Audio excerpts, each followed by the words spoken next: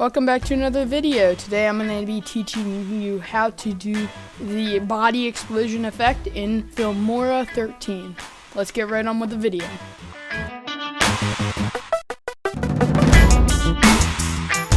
So first thing you want to do is have your media that you're going to be working with.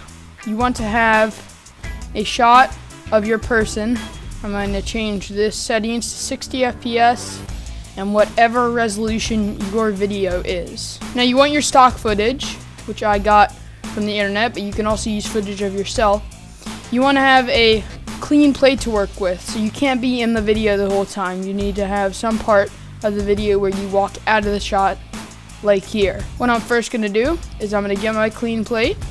I'm going to cut it out after the man exits the frame. From here I'm going to right click, speed, and add freeze frame, or Alt F. Now we have a still shot of the scene. What we're going to want to do, we're going to cut it right at the end so we don't have that video. Put our first footage on top and put our freeze frame on the bottom. Then we can change the duration to the length of our clip and some more, because at the end there's some time when he was out of the frame. When you're ready for your subject to be blown up, I want you to cut the video. From here we're going to pick 5 frames out of the shot. 1, 2, 3, 4, 5. And then we're going to cut it. Now that we've cut it, we can go ahead and delete the second part of the video. And what I want you to do is I want you to go to mask. In the editing, you're going to select circular mask, and you're going to adjust the scale of the mask. You're going to rotate it, make it even smaller until you have the shot here. Now it looks weird, it's going the wrong way, so what we're going to do, we're going to go down and we're going to hit invert mask. That's going to set the mask to subtract. As you can see, this mask we will slowly keyframe to get bigger. What we're going to do, set the scale to 0, add a keyframe, then move to the end of your clip and set the scale to however much completely gets rid of your subject. As you can see, we have our subject slowly starting to go out. I'm going to reduce the scale a bit so it's a bit slower. Maybe it's just about here. There we go. So it's going to look like this once you're done. And that's what's going to create our body disappearing effect. And don't worry, it looks weird now, but once we add in a shake and our explosion, it will look much better. What I also want you to do, I want you to feather this a bit, so turn the blur up. There we go. So now it's clean. Now that we have our body disappearing, since our freeze frame is below us, it's going to look like this. Don't worry about the shadow. It won't really make much of a difference because, of course, our subject is leaving the shot, so it makes sense. So now we're going to find our body explosion asset. I use Production Crate for my VFX assets. You can get many free assets. You can also get member assets, which are pro, except I will show you how to do this with free assets. Once you're at productioncrate.com, go ahead and create an account. Go to VFX and Motion Elements, Action and Horror, and Blood Impacts.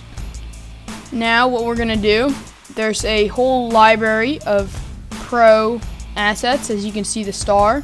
What we're going to do is we're going to scroll down to the blood explosions, and we will see body blood explosion 7. This is the only free asset, body blood explosion. I already have this installed, so I'm going to go to my files and enter this here. Keep your project settings to whatever you originally had. Now we have the blood explosion. From here, what I want you to do is I want you to adjust when it first starts to form. So you have it here where the explosion starts, and then right here is when his body starts to go away. Move the blood explosion over to your subject. Try to position it into the center of your subject's body. And as you can see, the bottom of the shadow here is where all the blood's gonna land. That's too far away from the ground, so we're gonna have to alter the height. Once we've scaled and positioned our explosion to our liking, watch it through, make sure everything is fluid.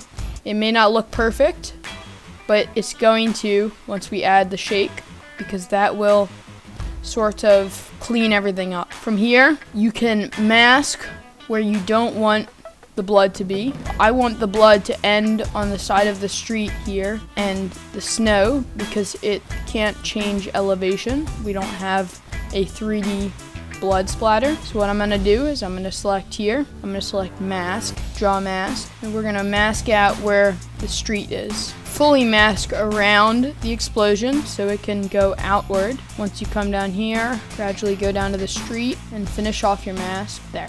So now it should look something like this. Now it's gonna look weird, so what I want you to do, go to blur strength and feather it just a bit. Now we have the blood on the street instead of where the elevation changes in the snow. Make sure all of your lighting is correct. I noticed there's some warmth and an orange tint to this shot, so I'm going to go to filters, search orange, and apply this to our shot. Now you can also always just go to color wheels, and adjust the color like so. I'm pretty happy with my coloring now, so we're gonna play it back as soon as we render the shot, and your shot should look something like this. Now for the last part, we're going to add a shake and some sound effects. Go to the effects panel and search Chaos 2. Once you have the effect, overlay it as soon as your subject starts to disappear and set the duration to about a second. Now it should start off shaking and slowly lower. From here, adjust the frequency to 400. Once you're done with that, go ahead and render that out.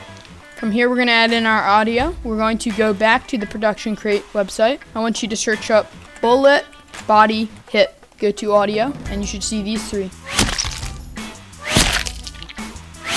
Download the third one as MP3. This is the only free asset. Import that into your footage. Cut the audio just as soon as the bullet hits. You're going to raise the sound all the way, and this is what your shot should look like. We still need some extra sound effects for the explosion, so I want you to search up body impact ground 14. This is the only free body impact asset, but it will work perfectly. Download this as MP3, import this into your shot, position it at the beginning of the explosion, like so, and play it to see if you like it. Now we have to add some extra body dripping sounds. Search up body, gore, and find the second one. There are two other assets, but for me, I like the second one the best. Download that as MP3, import that into your footage, raise the volume just a tad bit, and you want to end the gore sounds just when the blood stops falling. I'm going to fade that out a bit, and this is what your final product should look like.